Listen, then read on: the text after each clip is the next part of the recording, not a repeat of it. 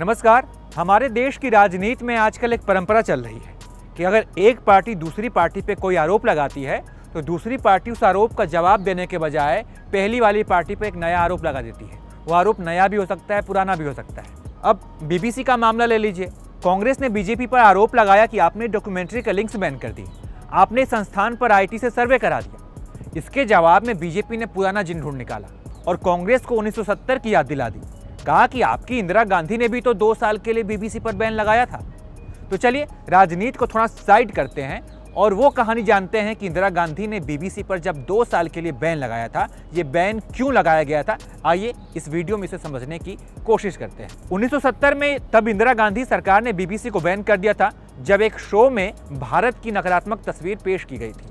1970 में जब फ्रांसीसी निर्देशक लुइस मेले की डॉक्यूमेंट्री की सीरीज बीबीसी पर दिखाई गई तो इसके परिणाम स्वरूप दिल्ली स्थित बीबीसी का दफ्तर 2 साल के लिए बंद कर दिया गया। 1970 की गर्मियों में लुइस मेले की 2 डॉक्यूमेंट्री कलकत्ता और फैंटम इंडिया का प्रसारण ब्रिटिश के टेलीविजन पर किया गया।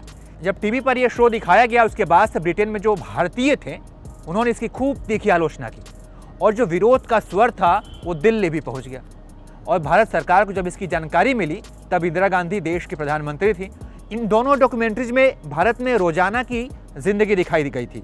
भारत सरकार ने इस फिल्मांकन को पूर्वाग्रह से ग्रसित बताया और भारत को गलत रूप से पेश करने वाला करार दिया। इस डॉक्यूमेंट्री में आरोप लगाए गए। इसके परिणाम स्वरूप बीबीसी को भारत में 2 सालों के लिए बैन कर दिया गया। 2 साल के लिए भारत से बाहर कर दिया गया था।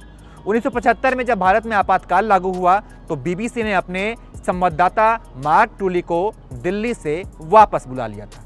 14 अगस्त 1975 को इंडियन एक्सप्रेस अखबार ने अपनी एक रिपोर्ट में यह बताया कि 41 कांग्रेस के सांसदों ने उस समय एक बयान लिखा था, हस्तलिखित बयान था जिस पर सबके साइन थे। उस पर लिखा था, इस आरोप में बीबीसी पर कुख्यात भारत विरोधी कहानियों को प्रसारित करने का आरोप लगाया गया था और सरकार से बीबीसी को भारतीय धरती पर फिर से रिपोर्ट की अनुमति नहीं देने की मांग की गई थी।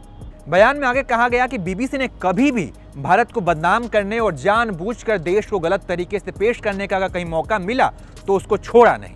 वहीं आपको बता दें कि एक बार मार्च 2015 में दिल्ली हाई कोर्ट ने भी बीबीसी की एक डॉक्यूमेंट्री को बैन करने के फैसले को सही ठहराया था।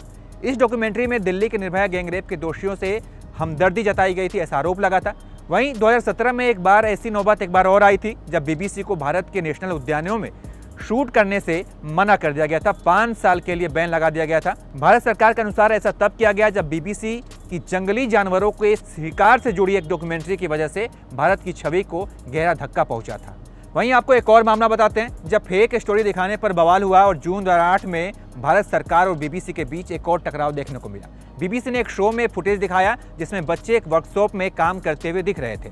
इस पर काफ़ी हंगामा हुआ और बीबीसी पर बाल श्रम को बढ़ावा देने का आरोप लगा, लेकिन बाद में ये स्टोरी ही फर्जी निकली। जांच में पता चला कि बेंगलुरु के वर्कशॉप में कपड़ों की सिलाई करने वाले बच्चों की नकली फुटेज बनाई गई थी। तो कुल मिलाकर बीबीसी और भारत सरकार के बीच के टकराव का इतिहास काफ़ी पुराना रहा है। बाकी आज के समय में बीबीसी के खिलाफ जो कार्रवाई हुई उसको लेकर आप क्या सोचते हैं, इसके बारे में आपकी क्या राय है, इसके बारे में आप हमें बताइए। और तमाम अपडेट्स के लिए आप देखते रहिए एबीपी लाइव।